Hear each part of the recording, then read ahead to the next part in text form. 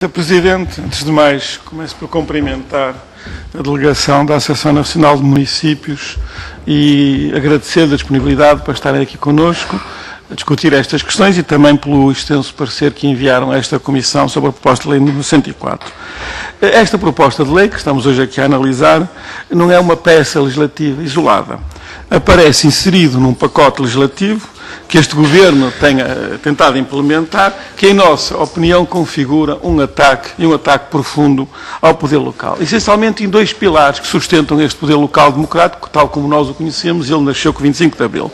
No que diz respeito à sua autonomia, que se encontra consagrada na Constituição da República Portuguesa, e também relativamente ao financiamento, também consagrado na Constituição da República Portuguesa, o princípio da justa repartição de recursos entre a Administração Central e o poder local. O facto é que este pacote legislativo, e esta lei em particular, não garante, viola estes princípios que sustentam o poder local democrático. Relativamente à autonomia, lembremos, por exemplo, a lei dos dirigentes locais, em que os municípios se veem altamente condicionados na sua organização interna, aquela que consideram melhor para prestar os serviços que estão obrigados por lei, ou então o PAEL, em que o Estado, o Governo, empresta, entre aspas, às autarquias de dinheiro, impondo-lhes condições draconianas. E digo empresta, porque na realidade aquele dinheiro não é dinheiro do Governo Central, da Administração Central, é das autarquias, dinheiro que ao longo dos anos não foi sendo transferido por incumprimento da lei das finanças locais e que agora o Governo decidiu emprestar aquilo que é das autarquias, impondo-lhes condições draconianas que limitam a sua capacidade de atuação e de decisão. E também no financiamento, também não estamos a discutir hoje, iremos com certeza ter a oportunidade de discutir a lei das finanças locais, que a análise da proposta de lei que se encontra revela também a intenção do Governo de construir esta lei de finanças locais sobre os escombros do incumprimento da anterior. Ou seja, não cumprindo a anterior, tenta agora adaptar a nova lei àquilo que eram as transferências reais e efetivas da lei anterior incumprida. Ora, nós discordamos não só desta proposta 104, mas todo este pacote legislativo referente ao poder local, porque entendemos que qualquer reforma do poder local deve ser no sentido de respeitar e reforçar o poder local democrático, nomeadamente no que diz respeito à sua autonomia e dotando de meios financeiros que lhes permita executar cabalmente as funções que lhes estão atribuídas por lei. Relativamente a esta proposta 104, a nossa discordância é de fundo. A Constituição aponta o caminho que deve ser seguido aqui e o caminho está lá traçado desde há 37 anos, quase 37 anos. Diz a Constituição que o poder local tem 3 níveis. As autarquias locais são 3 níveis. As regiões administrativas, os municípios e as freguesias. Estas comunidades intermunicipais que o Governo pretende criar com esta lei não são, de forma alguma, estas regiões administrativas. Não têm órgãos próprios eleitos diretamente pelas populações, portanto não têm legitimidade democrática, não têm competências próprias definidas na lei e não têm o financiamento proveniente do Orçamento de Estado que lhes permita executar essas competências. São umas pseudo-regiões que o Governo tenta criar para impedir a criação das verdadeiras regiões administrativas que se encontram consagradas na Constituição. E por isso, logo à partida, por este motivo, nós não poderíamos concordar com esta lei.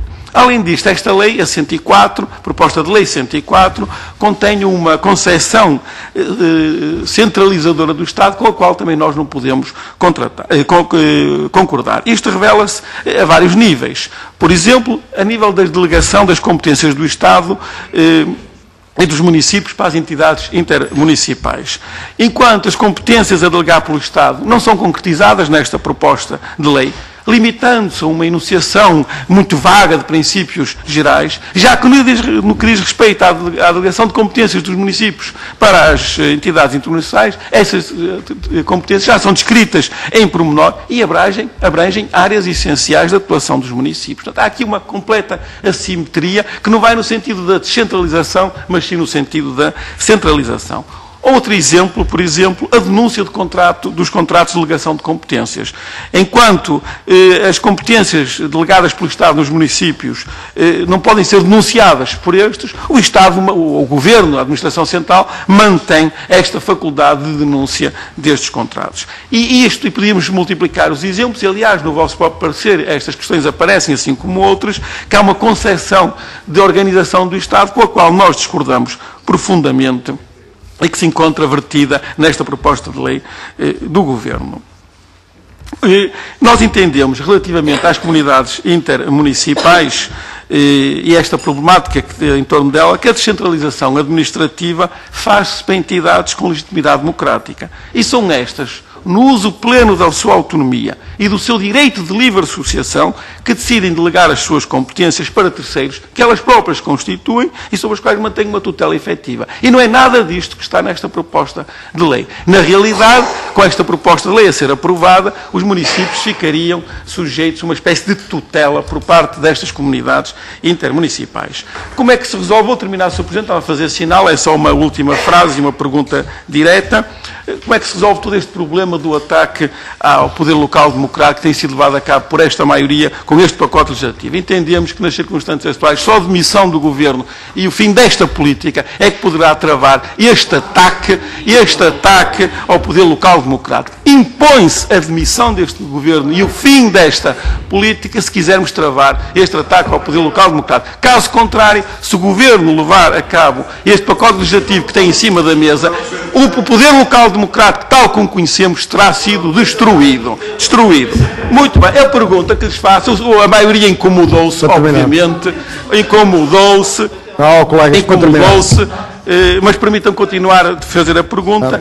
Se esta lei fosse aprovada tal como se encontra, e a maioria parece empenhada nisso, o que é que isto significaria do ponto de vista do poder local e da sua capacidade de intervenção e de resolução dos problemas das populações? Obrigado, Sr. Deputado.